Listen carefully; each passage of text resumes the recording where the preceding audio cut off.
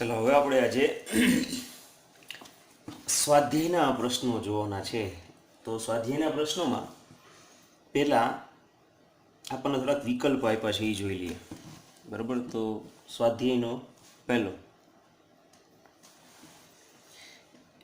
એમાં આપણને આપ્યું છે કે ઉષ્મા ગતિકીય અવસ્થા વિધેય ખાલી જગ્યા રાશિ છે। ઓપ્શન આપ્યા છે ઉષ્મા ફેરફાર નક્કી કરવાની વપરાતી, જેનું મૂલ્ય પથથી સ્વતંત્ર હોય, દબાણ કદ કાર્ય નક્કી કરવા વપરાય છે, જેનું મૂલ્ય માત્ર તાપમાન ઉપર આધારિત છે। તો ઉષ્માગતિકીય અવસ્થા વિધેય શબ્દ વાપરો એટલે જેનું મૂલ્ય પથથી સ્વતંત્ર છે, એટલે જવાબ આવશે શું? તો કે બી, જેનું મૂલ્ય પથથી સ્વતંત્ર હોય।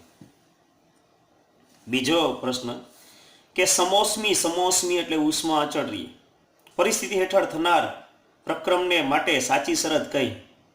બરોબર, તો એમાં જવાબ આવશે Q0, એટલે કે જવાબ સી। શું કામ? સમોષ્મી એટલે ઉષ્માનો ફેરફાર ટૂંકમાં છે જ નહીં, ઉષ્મા લેવડ દેવડ થશે જ નહીં ભાઈ, એટલે। ત્રીજો કે બધા જ તત્વોની એન્થાલ્પી તેમની પ્રમાણિત અવસ્થામાં ખાલી જગ્યા હોય, તો આપણે એ પણ સમજાવેલું છે કે પ્રમાણિત અવસ્થામાં એન્થાલ્પી વૈજ્ઞાનિકોએ શૂન્ય સ્વીકારેલી છે, એટલે જવાબ આવશે સી। યાદ છે? બધા તત્વો પોતાની પ્રમાણિત સ્થિતિમાં હોય, સોડિયમનું મેં એક્ઝામ્પલ આપ્યું હતું, કોપરની બધા પ્રમાણિત સ્થિતિમાં હોય એટલે એની એન્થાલ્પી શૂન્ય સ્વીકારવામાં આવે છે। નેક્સ્ટ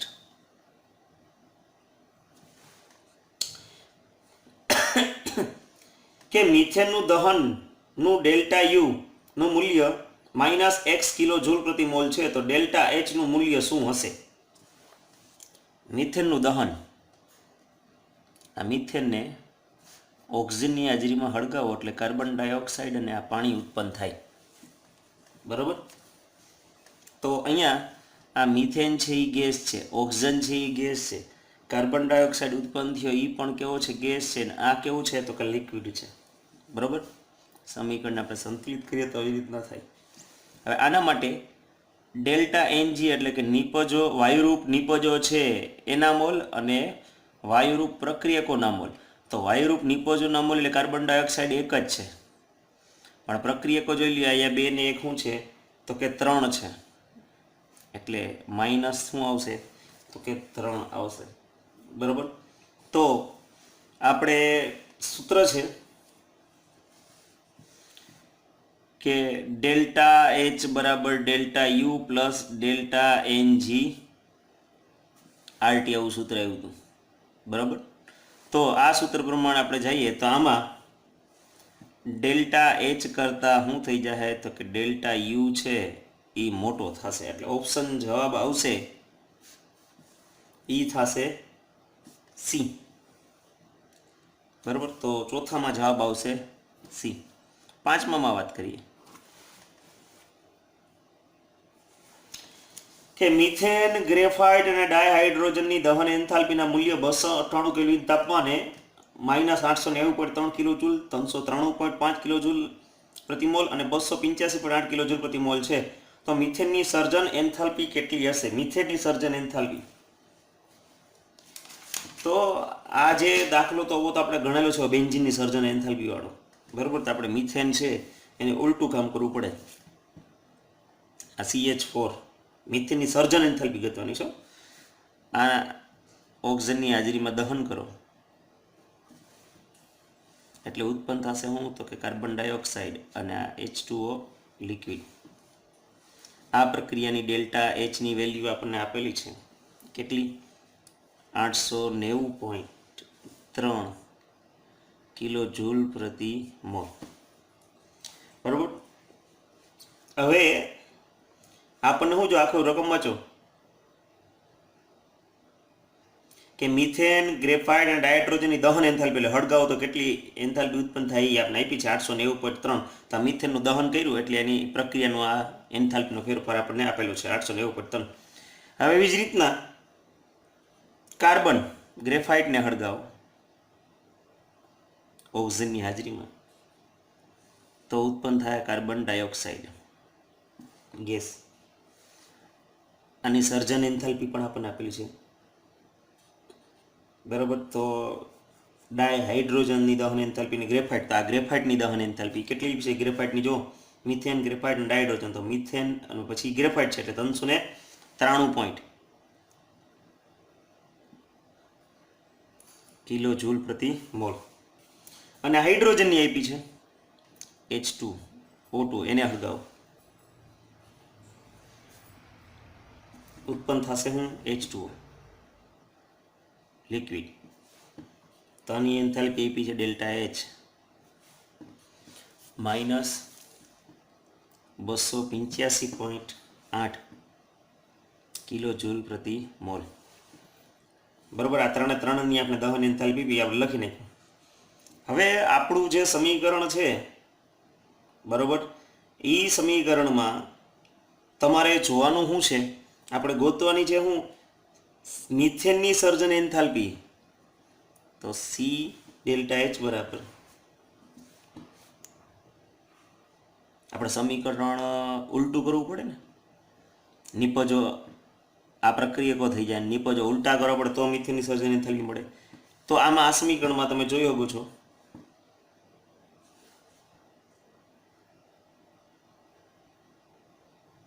H2O વત્તા, અહીંયા 2 પાણીનું છે, વત્તા હું ડેલ્ટા એચ થીટા કોને, તો કે કાર્બન ડાયોક્સાઇડની, અને માઇનસ ઓક્સિજન તો પ્રમાણિત સ્થિતિમાં એટલે એની એન્થાલ્પી 0 હોય એટલે આ મિથેનની એકની જ લેવાની રહી. તો ડેલ્ટા એચ કોની, તો કે આ મિથેનની. બધાની કિંમત મૂકો કેટલી, આની -890.3 દહન એન્થાલ્પી. પછી 2 H2Oની કેટલી આપી છે -285.8 વત્તા CO2ની -393.5 અને આની તો ગોતવાની છે સર્જન એન્થાલ્પી એટલે EM નમ ડેલ્ટા H થીટા આ CH4 એમ નમ. હવે આનું સાદુરૂપ દેવાનું છે બરાબર. તો આનું સાદુરૂપ દેશો, આને 2 વડે ગુણો, આ બાજુ જાય એટલે પ્લસ થઈ જાય, આ માઇનસ આ બાજુ એટલે પ્લસ થઈ જાય, છેલ્લે સરવાળા બાદ બાકી કરશો બરાબર. કેલ્ક્યુલેટર તમે તો કામ કરજો તો જવાબ આવશે -74.8 કિલો જૂલ પ્રતિ મોલ. આટલો જવાબ આવશે. બાદ બાકી તો કરતા આવડશે જ તમને બરાબર. તો આવી રીતના સર્જન એન્થાલ્પી આપણે ગોતી ગયા. નેક્સ્ટ છઠ્ઠો છે કે આપણે પ્રક્રિયા આપી છે કે જેમાં પ્રક્રિયકો A અને B વચ્ચે પ્રક્રિયા થઈ અને C ને D નિપજ બને છે બરાબર, અને વત્તા Q છે એ ઉત્પન્ન થાય એટલે કે પ્રક્રિયા છે એ ઉષ્માક્ષેપક પ્રક્રિયા છે. તો એન્ટ્રોપી ફેરફાર ધન જણાયો છે બરાબર. તો પ્રક્રિયા ઊંચા તાપમાને શક્ય હશે, નીચા તાપમાને શક્ય હશે, કોઈ પણ તાપમાને શક્ય હોય, કોઈ પણ તાપમાને શક્ય હશે બરાબર. શક્ય નથી, શક્ય હશે. તો અહીંયા શું થશે, પ્રક્રિયા છે ઉષ્માક્ષેપક છે એટલે કોઈ પણ તાપમાને શક્ય હશે બરાબર. તો આમાં જવાબ શું આવશે, ડી જવાબ આવશે. કોઈ પણ તાપમાને શું હશે, તો કે શક્ય હશે. શું કામ ભાઈ, આમાં આપણે એન્ટ્રોપી ફેરફાર કેવો કીધો છે, ધન કીધો છે, અને પ્રક્રિયા ઉષ્માક્ષેપક છે, ઉષ્મા ઉત્પન્ન થાય એટલે ડેલ્ટા એચનું મૂલ્ય કેવું હોય છે, નેગેટિવ, અને ડેલ્ટા એસનું મૂલ્ય કેવું હોય છે, તો કે પોઝિટિવ હશે બરાબર.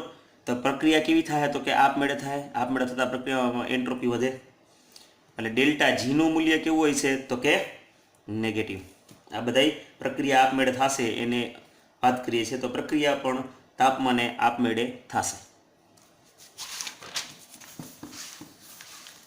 નેક્સ્ટ 7મો MCQ કે એક પ્રક્રમમાં પ્રણાલી દ્વારા 701 જૂલ ઉષ્મા શોષાય. જો શબ્દ છે ઉષ્મા શોષાય, ઉષ્મા શોષાણી એટલે એને કેવી લેવી પડે, પ્લસ ઉમેરાય એટલે પ્લસ 701 જૂલ, અને 394 જૂલ કાર્ય પ્રણાલી દ્વારા, પ્રણાલી ઉપર થાય તો પ્લસ, પણ પ્રણાલી દ્વારા થાય તો માઇનસ, એટલે W કેવો થઈ ગયો, માઇનસ 394 જૂલ. તો આંતરિક ઉર્જાનો ફેરફાર ડેલ્ટા યુ કેટલો હોય, તો ઉષ્મા ગતિશાસ્ત્રનો પ્રથમ નિયમ છે ડેલ્ટા યુ બરાબર ક્યુ પ્લસ ડબલ્યુ, એમાં ખાલી કિંમત મૂકવાની રહે સાઇન સાથે. તો 701 છે એ પ્લસ છે અને માઇનસ 394 છે, બાદ બાકી કરી નાખું એટલે જવાબ આવશે 307 જૂલ. ડેલ્ટા યુનો ફેરફાર એટલો થાય. નેક્સ્ટ 8મું કે સાઇનેમાઇડ એટલે આ NH2CN આને કહેવાય સાઇનેમાઇડ, બરાબર. આ સાઇનેમાઇડની ડાયોક્સાઇડ સાથેની પ્રક્રિયા બોમ્બ કેલરીમીટરમાં કરવામાં આવી છે, એટલે ટૂંકમાં એને હવાની હાજરીમાં હળગાવ્યો બોમ્બ કેલરીમીટર દહન ઉષ્મા ગોતવા માટે. તો ડેલ્ટા યુનું મૂલ્ય -742.7 કિલો જૂલ પ્રતિ મોલ છે 298 કેલ્વિન તાપમાને. તો આ પ્રક્રિયા માટે 298 કેલ્વિન તાપમાને એન્થાલ્પી ફેરફાર ગણવાનો છે. તો આમાંથી આ N ને N2 ગેસ ઉત્પન્ન થશે, વત્તા આ CO2, આ C ને O2, CO2 ગેસ ઉત્પન્ન થશે, અને વત્તા H2O લિક્વિડ. આમ વસ્તુ થઈ, બરાબર. તો આ પ્રક્રિયા માટે પહેલાં ડેલ્ટા NG એટલે કે NP - NR નિપજોના મોલ અને પ્રક્રિયકોના મોલની બાદબાકી. નિપજો વાયુરૂપ કેટલા છે 1 2, અને આ તો લિક્વિડ છે એટલે શું થાય તો કે 2 માઇનસ. હવે આ જે છે ગેસ, બરાબર, અને આ ઓક્સિજન છે એ પણ કેવો છે તો કે ગેસ છે. તો પ્રક્રિયકોના મોલ, સાઇનેમાઇડ સોલિડ છે, ઓકે સોરી, સાઇનેમાઇડ કેવો છે સોલિડ છે એટલે વાયુરૂપ જ લેવાના છે. એટલે આ ગેસ છે, આ એસ છે, સોલિડ છે એટલે રહેવા દો. આ 3/4 એટલે કે 2માંથી આ 1.5 ગયા, 2માંથી 1.5 ગયા એટલે કેટલો વધે તો કે અડધો મોલ ડેલ્ટા એનજી મળી ગયું. હવે ડેલ્ટા એનજી મળી ગયું, બરાબર. સૂત્ર છે આપણે ડેલ્ટા એચ બરાબર delta U plus delta n g R T. આ સૂત્રમાં ખાલી કિંમત મૂકવાની રહેશે. ડેલ્ટા યુ કેટલા આપ્યા છે તો કે -742.7 વત્તા ડેલ્ટા એનજી કેટલા તો કે 1/2. આરની કિંમત કેટલી છે તો કે 8.314 ગુણ્યા 10⁻³ અને ટી કેટલા આપ્યા છે 298. બધાની કિંમત મૂકવાનું, ત્રણેયનો ગુણાકાર કરવાનો, સાદુરૂપ આપશો એટલે આ -742.7 અને આનું સાદુરૂપ આપશો એટલે +1.2 વધશે. આ ત્રણેયનો ગુણાકાર કરશો ને એટલે 1.2 જ ખાલી. તો 1.2 ઉમેરી દો 742.7માં, તો શું થાય -741.5 કિલો જૂલ પ્રતિ મોલ. આ આપણો જવાબ થશે. સમજાણું? નેક્સ્ટ 9મો દાખલો. 9મા દાખલામાં આપણને શું કહે છે કે 60 ગ્રામ એલ્યુમિનિયમનું તાપમાન 35 ડિગ્રી સેલ્સિયસ અને 55 ડિગ્રી સેલ્સિયસ સુધી વધારવા માટે જરૂરી ઉષ્માના કિલા જૂલની સંખ્યા ગણવાની છે અને એલ્યુમિનિયમની મોલર ઉષ્મા ધારિતા આપેલી છે આપણે. તો સૂત્ર જ છે Q બરાબર NC ડેલ્ટા T, બરાબર. N એટલે મોલ, તો કેટલા ગ્રામ આપ્યા તો કે 60, અને એનો પરમાણુ દળ કેટલો છે તો કે 27, એટલે આપણે મોલ મળી ગયા, બરાબર. ઉષ્મા ધારિતા આપણને આપેલી છે કેટલી છે તો કે 24, અને તાપમાનનો તફાવત કેટલાનો આપ્યો છે તો કે 55 - 35. આનું સાદુરૂપ આપો 55 - 35 એટલે શું કહેવાય 20, બરાબર. એટલે ત્રણેય આનો 20 ગુણ્યા 24 ગુણ્યા 60 અને એને ભાગ્યા 27 કરશો એટલે જવાબ આવશે 1066.77 જૂલ. અને હજી તમારે કિલો જૂલમાં પહેરવું હોય તો 1.07 કિલો જૂલ લ્યો. આ દાખલો થાય. રેડી? 10મો દાખલો કે 1 મોલ પાણીને 10 ડિગ્રી સેલ્સિયસથી -10 ડિગ્રી સેલ્સિયસ તાપમાનને ઠારવામાં આવે તો થતો એન્થાલ્પી ફેરફાર ગણો. 0 ડિગ્રી સેલ્સિયસ તાપમાને ફ્યુઝન એન્થાલ્પી આપણને આપેલી છે 6.07 કિલો જૂલ પ્રતિ મોલ, બરાબર. સીપી અચળ દબાણે પાણી છે એની આપણે એન્થાલ્પી આપી છે 775.3 જૂલ પ્રતિ મોલ ઇન્ટુ કેલ્વિન, અને સોલિડની પણ આપણને આપેલી છે. તો ગણતરી કરીએ આપણે. આ delta H fuse joule kilo joule છે અને જૂલમાં રૂપાંતર કરી નાખીએ એટલે 6030 જૂલ પ્રતિ મોલ. કુલ ડેલ્ટા એચ, બરોબર. તો આ સીપી કોણ? તો કે H2O લિક્વિડ હોય ત્યારનું, ગુણાકારમાં ડેલ્ટા ટી વત્તા આ ડેલ્ટા એચના છેદમાં TF વત્તા આ CP H2O કેવા? તો કે સોલિડને હોય ઈ, અને ગુણ્યા ડેલ્ટા ટી. ટોટલ બધી એન્થાલ્પી ફેરફાર આપી દીધો, બરાબર. તો બધાની કિંમત મૂકો. CpH2O લિક્વિડની કેટલી છે? તો કે 75.3, અને ત્યારે તાપમાનનો ફેરફાર કેવો? તો કે 0 થી 10 કેલ્વિનનો. ડેલ્ટા ટી આ વત્તાના વત્તા, ડેલ્ટા એચ કેટલો છે?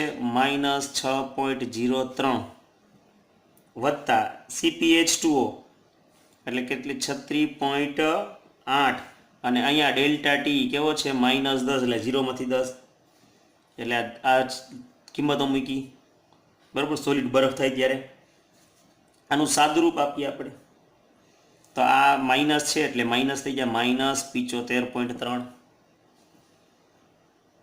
આ -6, કારણ કે 6.03 આપણે પહેલેથી જ અહીં ફેરવી નાખ્યું છે જૂલમાં, એટલે 6030 થઈ ગયા, અને આને આ માઇનસ થઈ જાય 368, બધાનો સરવાળો કરો એટલે -7151 જૂલ પ્રતિ મોલ, એટલે કે કિલો જૂલમાં કરો તો -7.151 કિલો જૂલ પ્રતિ મોલ. એટલે આ આપણને એન્થાલ્પી ફેરફાર મળી ગયો. આજ આપણે અહીંયા સુધી રાખીએ. કાલે આપણા ચેપ્ટરના દાખલાઓ આગળ વધશું સાચવીને.